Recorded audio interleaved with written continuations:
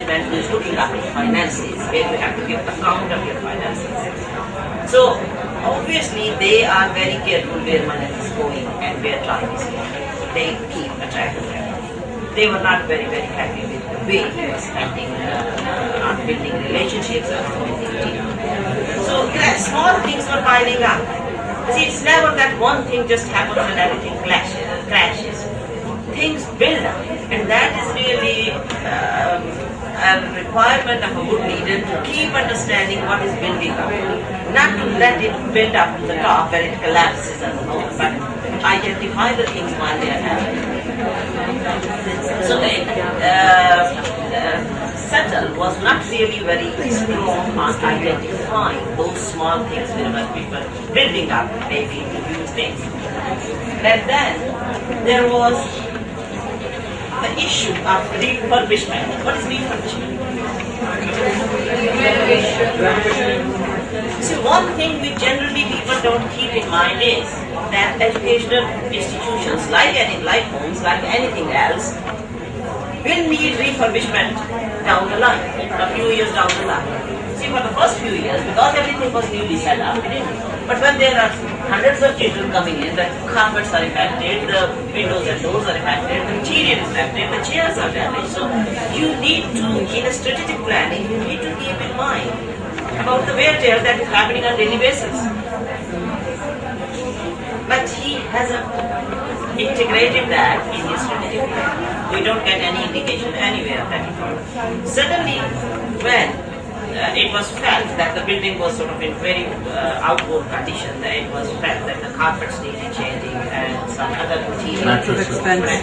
Yeah, because it was a boarding school as well. Mattresses needed being changed. Obviously, for 6, 8, 10 years, children have been sleeping on them, and young people are very energetic. So obviously, there was wear and tear. So when he made a request to the trust to provide money for new mattresses and new other refurbishment material, whatever they were, why was the trust unhappy? Must be the budget didn't allow. Of course, there was lots of burden on the budget. But the trust should know that these things are needed. So what was really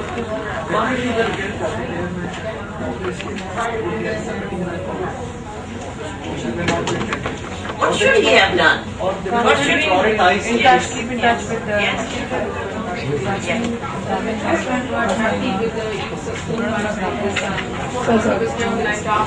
That's one thing we already said that, yes?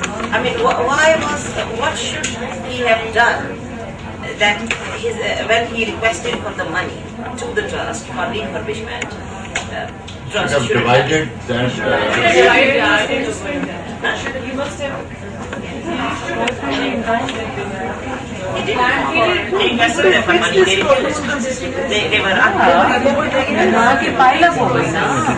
That's the good point, yes. It should have been something built in the budget very quickly. That this is what is going. It's an ongoing process, and they say first year we are going to have this bit of money reserved for this. Second year we are going to reserve this bit of budget for this. Next year, so by the time the need arrived at 6 or 8 or 10 years down, that is strategic planning. You plan things for future. By the time you reach at that point, there is money already there for that particular activity. So this happened, and then that IT lab was established. That was, I mean, from a practical point of view, as a teaching necessity, it was perfectly fine. Because it was a new technology that has come up, so he questioned his trying to set up an IT lab. What went wrong was Holiday camp. Holiday camp. No, not the fire. Before the fire, what happened? Before the fire, the system that was being installed, the change to make it taking lots of complications. Yes. And going through that process was problematic. Another thing I think which I mentioned somewhere yesterday was the change process, how difficult it is. How can we prevent these problems with change? Just by sharing and by giving others the ownership. sharing false rate of by taking the ownership. By taking the ownership.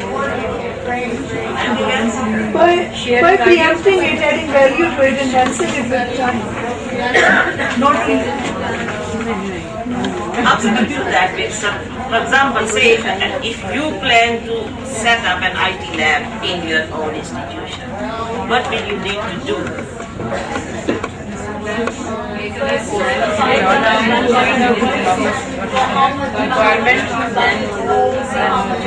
Yes, it all boils down to that you will need to do your field work very carefully. What will be the expenses involved? What can be the possible problems in setting it up? Will there be electricity available? What can be the possible breakdowns in that? How much money will be spent on maintenance? I think I also mentioned sometime yesterday that some schools which I personally know that they set up the IT labs and there was nobody to run and maintain the labs. So that is a totally non-strategic approach. You block the money into something and that thing is not being used. So in this case, he went ahead, as obviously attracted by the new technology and provided to his students. He went ahead with a sincere effort. And it's not always lack of sincerity or lack of commitment. It's lack of strategic planning that is the cause of problems in institutional management. People can often very sincerely do things which turn to be wrong because they haven't thought them through carefully.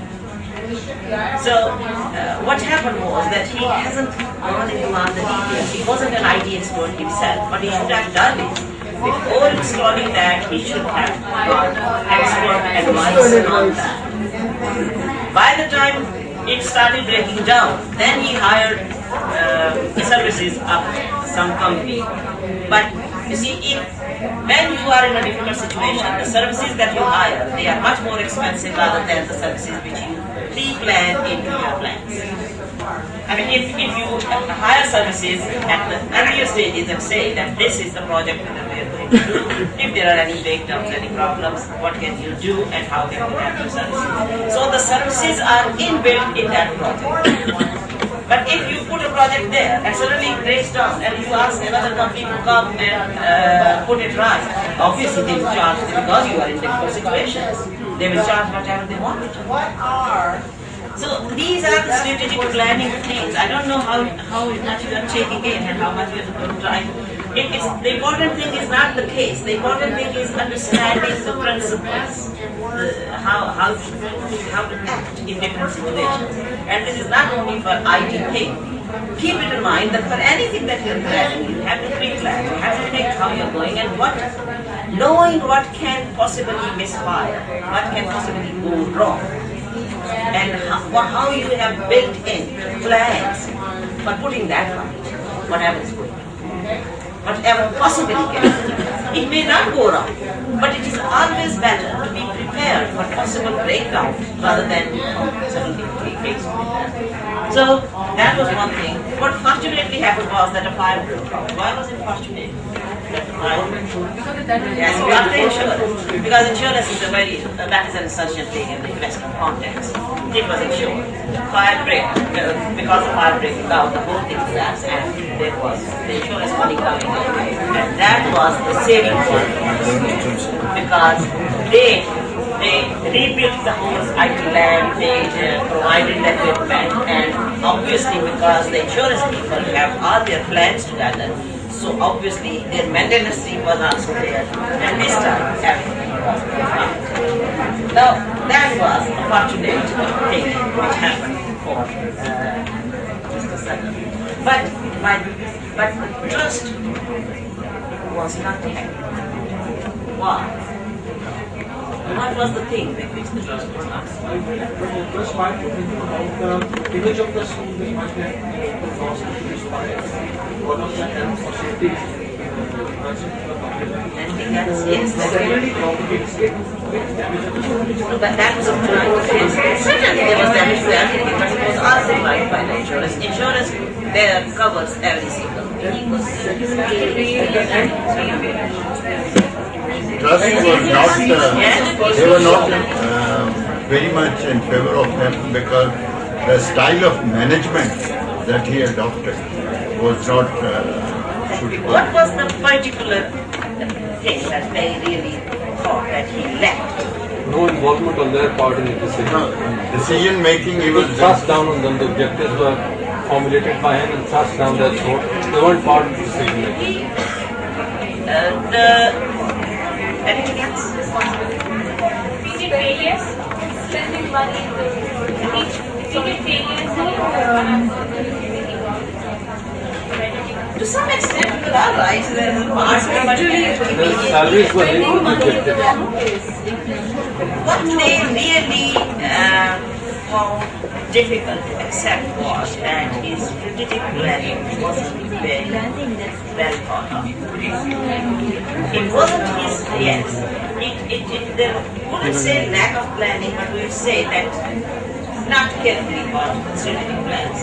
Because obviously they felt that that was one thing, and the second thing that was pointed out was the way he handled his staff, he built his team. They felt that he was investing too much time and money in staff, and it wasn't really getting any appreciation in the sense that there were a lot of complaints from the families, and obviously it was reaching to the members of the trust that the families weren't happy, and you have to keep in mind how you're going to retain your staff as well. And that's us. Because when you have a member of the staff or a team of people working with you and you develop them over time, and suddenly for family reasons or because families are happy or for any other reason you lose them, you are losing a lot of investment also. Because to retrain new people and to bring them in is another effort. So two main things with which his trustees were not happy. One was his approach to interpersonal relations, managing his staff. Second thing, his strategic plans. They thought that he never gave careful attention to all the details in advance before he started working. So he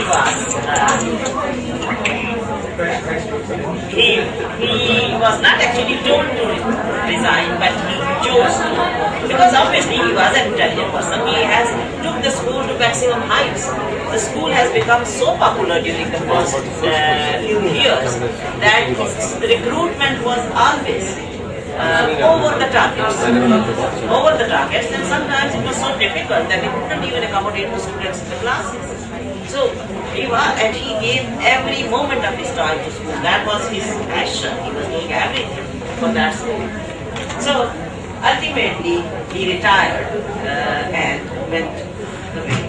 Can we sort of after this, if you look at the sheet, which is acting as a critical friend, identify Mr. Yusuf's strengths and weaknesses as a strategic leader and suggest strategies for success in leadership. Just quickly, about 5 minutes, don't take ages please. I know you haven't read the whole thing, so obviously you won't be able to pick on fine details, but whatever from this discussion you can identify, just. Then, you tell me about his strategic planning, right? You tell me about his school structure and systems, and you tell me about his team building approach. I'll quickly lead you through a couple of more slides, and then I'll ask you, maybe that will make you more informed. Right? Just a couple of sort of broader definitions of what we understand. Sometimes we do understand, but we have a problem in putting things in exact words. So that's why there are a few